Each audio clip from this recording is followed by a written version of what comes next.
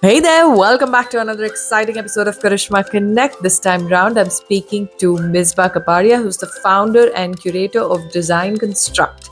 Construct to the K as in Karishma Connect to the K. Now, earlier this month, I told you about 27th April being World Design Day. Now, there's something interesting about design. It changes from the kind of space that you're looking at, whether you're looking at a residential space or a commercial space. Now, previously on Karishma Connect, architect Apurva Shroff spoke about residential places.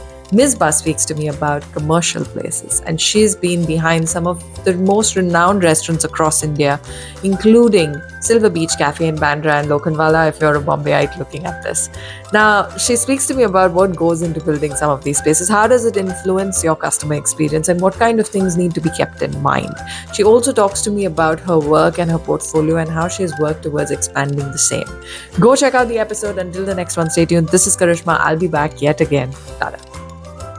Thank you so much, Ms. Ba, for joining me on this episode of Karishma Connect. It's a pleasure to host you. I hear it's your first, and I'm super happy that it's Karishma Connect. Thank you so much for the trust. Thank you. Thank you for having me here, Karishma. Tell me about your journey so far. From just setting up my house as a kid, and my sister realizing that I could get into interior designing, and here I am. It's been almost 20 years of my career, and it's been an amazing journey, yes.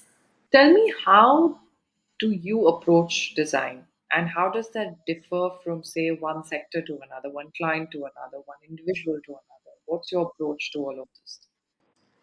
Uh, it is absolutely different of an experience as well as an output, is what all clients look forward to, though they will say, oh, I love that place, oh, I love that place, but the brief is different. And for us to grasp what the client wants, to understand what he exactly is looking for, the psychology of the client, the want of the client, the need of the space, the enhancement that we could do to a space, and their ideas. So, all of it put together does give us a different perspective to develop, a space, a design, a brand, a home, an office. So, yeah, it does vary from client to client, and we absorb it in detail to deliver a very different project every time. What do you think makes a good design in today's times? What do you think are some of the key ingredients that you can say make or break a design? Well, I have a pointer in office for this. A design is not what just looks good. So, there's ergonomics in a design. If a chair looks beautiful and it's not comfortable, it's not going to be appreciated. So, ergonomics is one thing which I all the time tell my team, it just needs to be bang on. You can't even go an inch here and there with the height of the chair. So, ergonomics is one thing that makes a design. Um, Second, I would like to say, understanding the client. You would see a space in a different way, but when you meet the client, you get a brief, and it's completely different from the way you visualize a space. So you have to balance what you like. You can be called a designer, you can overrule how it looks, but at the end, if the result's not soothing to the client, it's not going to be a appreciated good design.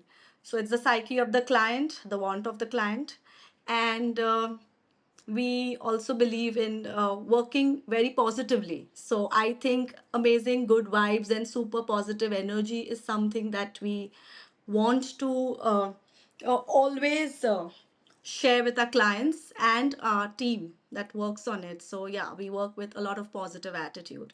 So I think I would point out these three key points while saying that yes, it's an achieved good design. Yes. What are some of the tips you would share? What is necessary for budding designers to know before they enter this field? Team that I get these days, it's like a know it all situation.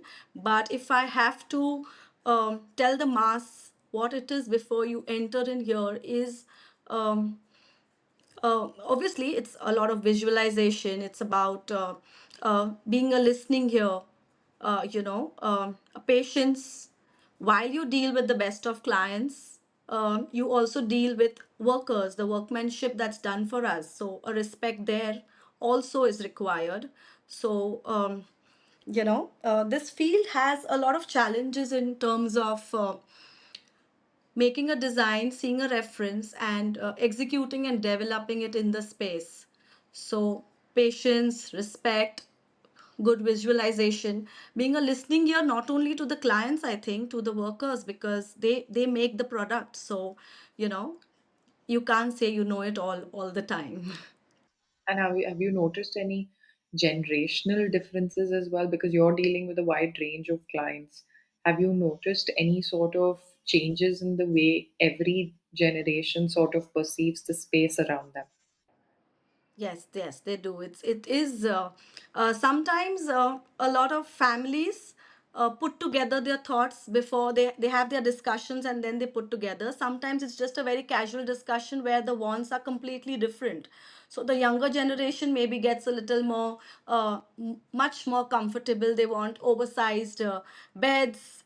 The furniture has to be placed in a very different, wacky, crazy way. And the other generation wants it upright. So yes, we do see it in terms of comfort, in terms of look, in terms of practicality. So there is a variation, and that what makes our work so interesting. Is there something that AI has sort of helped add to this picture? Because it has, of course, I mean, it has influenced the design industry, it has influenced a lot of industries in a large way. What do you think is the potential that AI can help explore? Oh, it's just begun, and I'm sure it has a crazy potential. I'm looking forward to a lot of it. In fact, we've completed two projects just working with AI. So it does get us a little crazy and lazy at the same time. Like we know we can do it in this much time, but at the same time, the essence of just sitting in on a recliner, sipping your chai coffee, looking out for nature and just putting your mind on paper, that has its own essence. But definitely looking forward to a lot of AI generated work, and it's interesting. I'm going to switch to luxury and the fact that it's all over the place right now. It's become a buzzword. It used to be one where you would find it in the magazines, you would find it with a select bunch of elite people. But today, it's either a part of aspiration or it's a part of the elite. But luxury is seems to be everywhere as a pursuit. In terms of design, how do you think that narrative changes has evolved, and also what do you think is so special about it as a designer? Well, in design, if you talk about luxury, I would again break it up into many ways of being luxurious. I've done a home where it's in the best of South Mumbai. For them, luxury was keeping the space open. It wasn't about the expensive product. It wasn't about the high end brand. It was just about just keeping the space as it is, just doing up the walls and one piece of furniture, and that furniture didn't have to be something that is a bespoke furniture. So I would break down luxury into different ways, again depending on the way the space needs to be enhanced, the client's requirement and understanding with us. And definitely, there are times when the client is really conscious about what they're using, the brand, the logo that you see out there. That's luxury for few people. So there are different ways you look at luxury, and I'm glad that there is an understanding of different ways of luxury from the time we've started being at home, understanding their sense of space, family, uh, feelings. Sometimes just two people sitting quietly in one room is also a sense of luxury. So You think the lockdown and the fact that we all sat at home a lot more than we would usually in the past couple of years, do you think that influenced the way people started thinking about their space? And did you notice anything in terms of that? Because you've been in the industry for so long. Did you notice that as an influence on how much people thought about their space over time? Yes, yes. In fact, when we do few homes, people do discuss as if in case we get that kind of mode back, God forbid, if we get that mode back, we don't want to feel stuck with this piece of furniture, or it shouldn't be overpowering, or you need a little space to figure things out if need be. So yeah, that has left a real deep impact on all of us. And I, even while we are at homes, you have a lot of people doing things by themselves because they've gone through what they've gone through, and they're proud that they can self-soothe themselves in terms of taking care of the intricate jolly work that we've done. It's not about, oh, how the maid will clean it, it's about how we maintain it. So yeah, it is deeply impactful. So, how would you say people should choose the right designer? Somebody who's a good listener, you connect with. Of course, a lot of people, especially when I am doing a lot of commercial spaces, it's more about the numbers. But when we do homes, it's about, you meet the person outside, you meet them at home, you try to meet with different family people. It's, I wouldn't say that a client needs to do a trial and error, because it really demotivates us, I think. Because if you tell them about a big project, or the entire space, entire flat, and you start room by room, I think it's a little disrespectful, and it takes off the confidence of the designer too. So yes, you connect with the person, you obviously see the previous work, you see it's if the person is a good listener, and terms and conditions, what is delivered, all of it has to be in place on paper, and yeah, it has to go hand in hand. My last question to you, Misbah, is tell me about that one project so far that you're really proud about. And tell me about the details of it. How did it all come together? Mm, well, I think there are two, because I think there are three or four, but yeah, I'll talk about two. So, one project that I've done at BKC called Clio, I can name that proudly.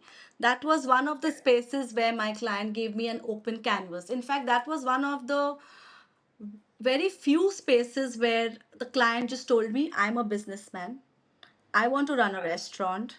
I want to make sure that my clients who come in enjoy the space, and you develop it. So, from developing the name, obviously, we had a branding team, an amazing branding team along with us. But from the scratch, from the name to the services to developing how it looks like right now, all of it, we've done it together, and I'm really proud about it. So that's one space. And recently done project in Nasik. That was a shed. It was a storage shed, and what it is right now. In fact, yesterday I had my client tell me about it, that they are really happy, and they really appreciate what I've done. So it's one of the best in the city. So How would you describe the process of it? How did you come up with each of these ideas? What was the kind of inspiration that you? So yes, definitely we do study the market. When it's restaurants, you have to look around what's being absorbed right by the people, or what's missing in the space, or something that's not overwhelming yet feels uppity. From the pricing that the client wants to serve, to the comfort that you want to give. Like when I do a Kailash Parbat, I know it's a fast food place, so people need to move out quickly. So understanding the dimensions and ergonomics there, to doing a luxurious place like something like a Escobar. You need to give that depth of sofa. You need to the have a lounge feel. So all of it, it's a lot that goes in making what we see, and what we develop, and how it's appreciated. So there's a lot of it, very a lot of intricate details. As far as designs are concerned, again, what the client wants to serve his guest, to what the space looks like, it also needs to go hand in hand. It's not about just the cuisine that they serve, it's also about, you know, being a fast food place to being a restaurant to being a club. That feel, that vibe needs to get in right. So yeah, it's a lot of it that involves to get us to this. Is there a design staple that you think is must have? Like every space needs to explore or have that one thing.